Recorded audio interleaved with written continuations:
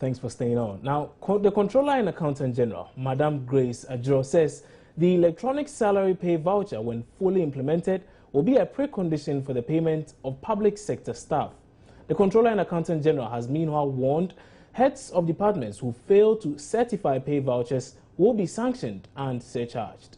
The Controller and Accountant General's Department introduced the electronic salary pay voucher against the backdrop of concerns regarding the high wage bill of public servants and the commitment of government to inject sanity into the payroll system to minimize payroll irregularities and unauthorized payments.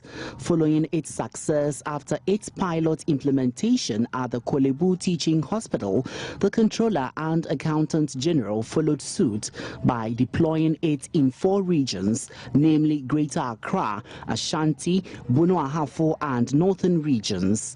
Heads of departments and management units in the Upper West region were brought together for a training workshop on the new salary policy. The ESPV is an electronic version of the manual salary payment voucher that must be validated real-time through the internet before salaries are paid. The policy is in line with the Financial Administration Regulation 2004, LI 1802, Regulation 304, which requires heads of department or head of management units to examine and certify the personal emolument payment vouchers to ensure the accuracy of payroll data. Controller and Accountant General Grace Adjuro, in a speech read on her behalf by the Upper West Regional Director of the Controller and Accountant General's Department, Muyebu Lambert Soglo, announced that when the ESPV is implemented in the Upper West region, certification will be a precondition for payment of staff salaries. He warned that any head of department who fails to do that will be sanctioned. Any head of department who fails to satisfy the payment voucher before the deadline will imply that staff under such payment unit may not be paid until the vouchers are validated. Deputy Upper West Regional Minister Dr. Mushaibu Muhammad Alpha spoke about the benefits of the implementation of the electronic pay voucher system. The ESPV system, when fully implemented, will impact positively on the nation's financial management through the elimination of logistical challenges faced with the monthly printing and delivery of printed salary payment vouchers across the country, and also check fraud in our payroll system. Rafiq Salam's report from WA for Joy News. Now, let's go back and do some more on this dispute between Ghana and Ivory Coast. You know, there was a ruling on Saturday as well. Private legal practitioner Kofi Mentor says the net effect of that ruling is not good for Ghana. He says the decision is likely to halt the country's progress at the Chineboa Enyira Ntume oil fields. He joins us over the telephone for a discussion on this. Mr. Mentor, good morning and thank you for joining us on News Desk. Good morning and thank you for having me. So how exactly is this decision going to affect the country? The worry is to figure out what the net effect will be, especially on the 10 projects, okay? And the key words that were used in the judgment said that there should be no new drilling either for exploration or exploitation. Our information just before the ruling was that the 10 project was not complete. Indeed, it was more than $1 billion away from being complete, and that is where it will start producing oil. The work that remained also involves some drilling. When we say exploration drilling, you are drilling to find new oil. Exploitation drilling is drilling to harvest the oil or to make what we call development possible, to make the field, ready for commercial, exploitation. It seems to me that the ruling requests that we stop all these things. If that is what it is, and frankly speaking, the English that was spoken is clear, at least on that point. No new drilling for exploitation or exploration. It means the 10 project is halted. There are certain things that will go on which do not constitute drilling. So those ones will go on, but we can't produce out of the 10 projects, at least not on the schedule that we already have. We have some other information to the effect that there are other, things that are affected by this ruling. And to that extent, therefore, we think that Ghana's plans will be affected, and we will not be able to complete these things on schedule. To that extent, we should be worried. We should, however, not be too worried, because this is just an interim injunction. When the final ruling comes in, all these things can be removed. So my problem is, how long is it going to be before we get to the final ruling? And for as long as this ruling is, being worked on, or they are arguing these cases, we are effectively stopped from going ahead to make 10 a productive venture. So that is what worries me. Mr. Bentel, so at this point, I want to find out, so what is that going to, what kind of impact is that going to have on the economy? Well, we are hoping to move to 200,000 barrels per day, and the 10 project is very crucial to that. Indeed, we are hoping to do more than that. Now, our oil is equal to revenue. Oil is giving us at around $500 million every year. Okay, if we move to 200,000 plus barrels a day, that kind of revenue is going to be more assured. We need to appreciate that the oil price has come down, which means to maintain the level of revenue that we are expecting from oil, we need to boost the production.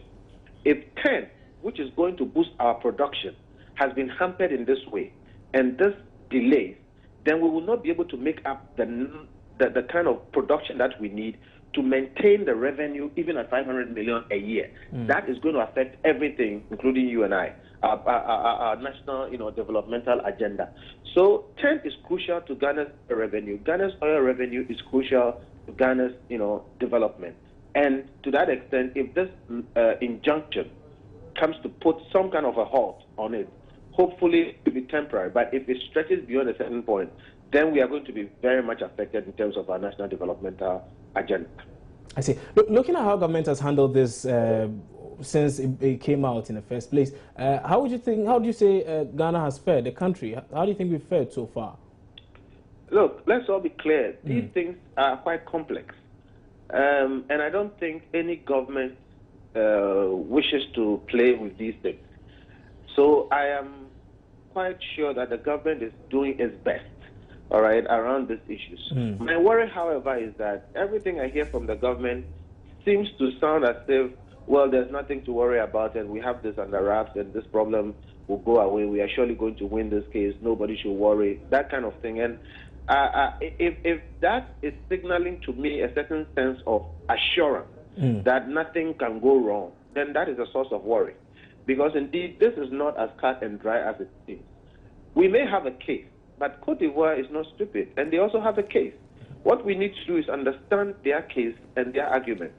To be dismissive of it, I don't think very fair. So let me say, I don't think government is being irresponsible with this thing. Okay, I think they are doing their best. However, we must be sure that we are not taking this matter for granted. We must be sure we are doing our best.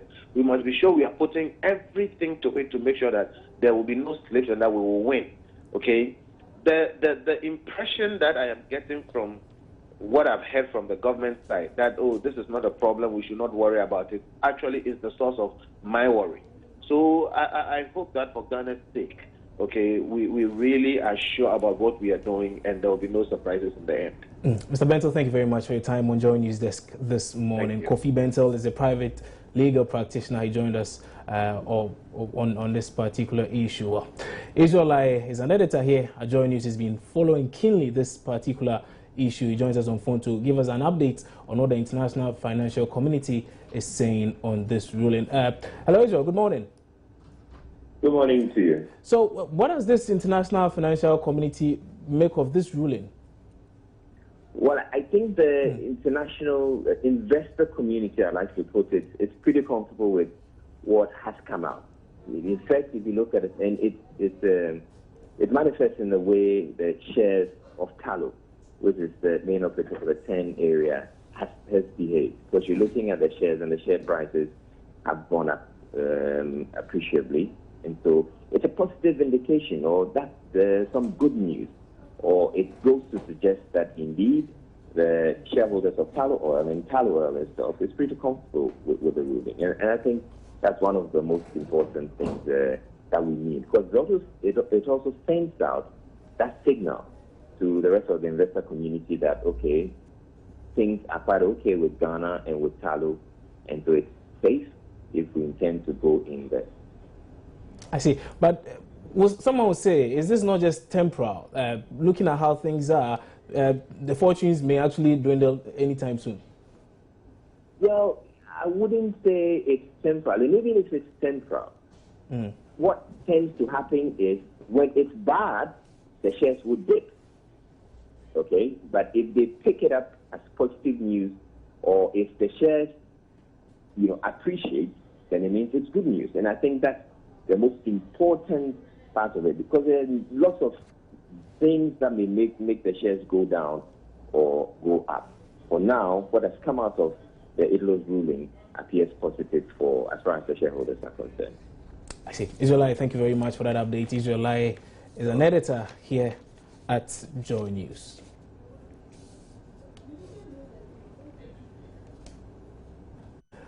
Now, the Inspector General of Police, Mohammed Ahmed Al-Hassan, has blamed recent jailbreaks on poor leadership of some senior police officers.